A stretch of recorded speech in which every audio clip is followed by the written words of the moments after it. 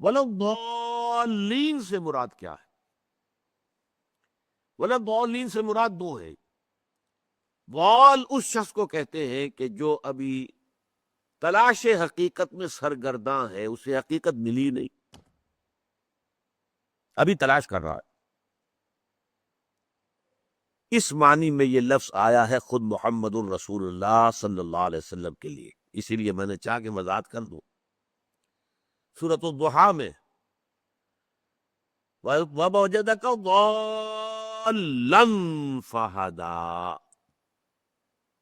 أَلَمْ يَجِدْكَ يَتِيمًا فَآوَىٰ وَوَجَدَكَ ضَالًّا فَہَدَىٰ وَوَجَدَكَ عَائِلًا فَأَغْنَىٰ۔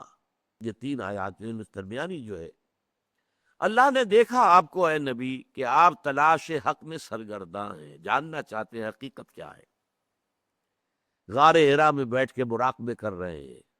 کانا صفت و تعبدہ فی غار حرا التفکر والاعتبار، غور و فکر، سوچ بچار، فلسفیانہ سوچ، جیسے فلسفی بیٹھ کر سوچتا ہے یہ کائنات کیا ہے، اس کی حقیقت کیا ہے، اس کی کوئی ابتدا ہے یا انتہا ہے، یا یہ ہمیشہ سے ہمیشہ رہے گی، اس کا کوئی کریٹر ہے یا نہیں ہے، خود بخود بنی ہے، کریٹر ہے تو اس کی صفات کیا ہیں، اس سے ربط کا تعلق قائم کرنے کا کوئی راستہ ہے یا نہیں، یہ سارے فلسفیانہ سوالات۔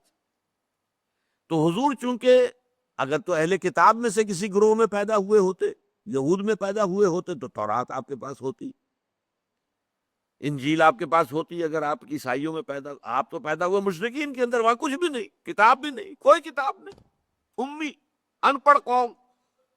لہذا یہ سارا سفر ذہنی جو ہے آپ نے خود طے کیا ہے، آپ اس غور و فکر و سوچ بچار کی کیفیت میں سے گزرتے ہوئے، اور اللہ نے فرمایا فَوَجَدَكَ ضَالًّا فَهَدَىٰ، اے نبی اللہ نے پایا آپ کو، دیکھا کہ آپ تلاش حقیقت میں سرگرداں ہیں، تو ہدایت دے دی، پردے اٹھا دیے، حضرت جبرائیل آ گئے، اقرأ بسم ربک الذی خلق، خلق الانسان من علق، اقرأ وربک الاکرم الذی علم بالقلم، علم الانسان ما لم یعلم۔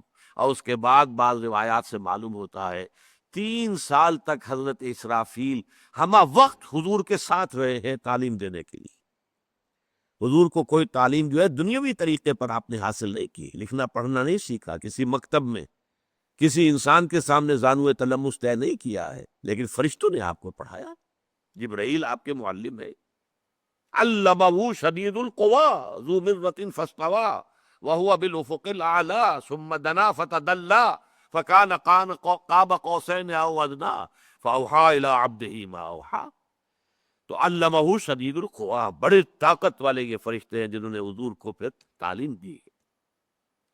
بہرحال ایک تو ضال کے معنی یہ ہے، دوسرے ضال کے معنی یہ ہے کہ انسان ہدایت یافتہ ہونے کے بعد کسی غلط نیت سے نہیں، کسی نیک اور اچھے جذبے کے غلو کی وجہ سے غلط راستے پر چلتا۔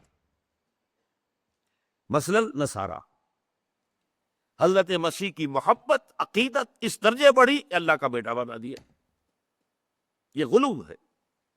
اس لیے قرآن میں آتا ہے یا اہل الکتاب لا تغلوا فی دینکم، دیکھو اے کتاب والو، اپنے دین میں غلو سے کام مت لو۔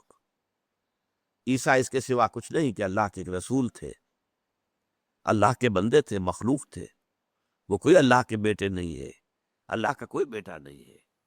قل هو اللہ احد اللہ الصمد لم یلد ولم یولد ولم یکن لہ کفوا احد۔ تو یہ غلو ہوتا ہے، اسی غلو کا مظاہرہ جیسا کہ میں نے حقیقت شرک کی تقریر کے دوران کہا تھا، ہمارے ہاں بھی ہوا ہے۔ ایک غلو سب سے بڑھ کر ہوا حضرت علی کے بارے میں، انہیں خدا بنا دیا گیا۔ حضرت عیسیٰ کو تو خدا کا بیٹا بنایا ہے، انہیں خدا ہی بنا دیا۔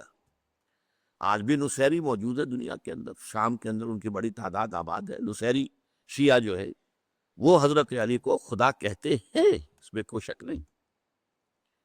خود حضور کے بارے میں ہمارے ہاں عام طور پر نہیں، کسی مذہبی فرقے کے مسلمہ عقائد میں جو سرکاری عقائد ان کے ہوں آفیشل، اس میں نہیں ہے یہ بات، قطعاً نہیں ہے۔ اللہ کا شکر ہے، اللہ کا فضل ہے، اللہ کا کرم ہے۔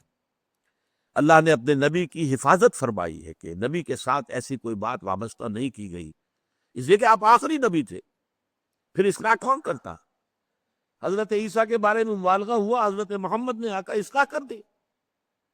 اگر حضرت محمد کے بارے میں وہی بات ہو جاتی تو کون اصلاح کرتا؟ کوئی اور آنے والا تو نہیں تھا، کوئی نبی آنا نہیں، رسول آنا نہیں۔ لہذا اللہ نے، حالانکہ حضور کے ایک امتی کو خدا بنانے والے پیدا ہو گئے، یا علی مدد کا نعرہ لگانے والے پیدا ہو گئے، لیکن یا محمد مدد یہ آپ کو کبھی نعرہ نہیں سنائی دے گا۔ البتہ یہ کہ نعت گویوں نے، نعت کہنے والوں نے اپنے غلو کے اندر مثلا ایسے شعر بھی کہہ دیے، وہی جو مستوی عرش تھا خدا ہو کر، اتر پڑا وہ مدینے میں مصطفیٰ ہو کر۔ انا للہ و انا الیہ راجعون۔ حلول کا عقیدہ، اوتار کا عقیدہ جو ہندوؤں کا ہے وہ ہم نے اختیار کر لی، معاذ اللہ۔ یہ کہلائیں گے ضالین، یہ گمراہ ہے۔ یہ گمراہ ہوئے کس بنا پر؟ انہوں نے رہبانیت ایجاد کی، وہ بھی ایک نیکی کا جذبہ تھا، اللہ سے لو لگانے کے لیے۔ یہ گھر گرستی، یہ کھکھیڑ جو ہے، اس سے انسان جو ہے اللہ کے ساتھ لو نہیں لگا سکتا، لہذا چھوڑو اس دنیا کو، جاؤ جا کر کہیں تپسیائیں کرو، کہیں غاروں کے اندر، کہیں موناسٹریز کے اندر جا کر بیٹھ جاؤ، خانقاہوں میں بیٹھ جاؤ۔ نہیں، اسلام کا راستہ یہ نہیں ہے، انبیاء کا راستہ یہ نہیں ہے۔ لیکن جنہوں نے ایجاد کیا انہوں نے کسی بدنیتی سے نہیں کیا، ان کی نیت نیک تھی۔ اسی طرح حضرت مسیح کو خدا کا بیٹا بنایا تو کسی بدنیتی کی بنیاد پر نہیں بنایا، بلکہ غلو، محبت کا، عقیدت کا غلو تھا جس کی وجہ سے کہ انہوں نے یہ حرکت کی ہے۔ لہذا یہ ضالین جو ہے اس کی سب سے بڑی مثال سابقہ امتوں میں نصارہ ہیں،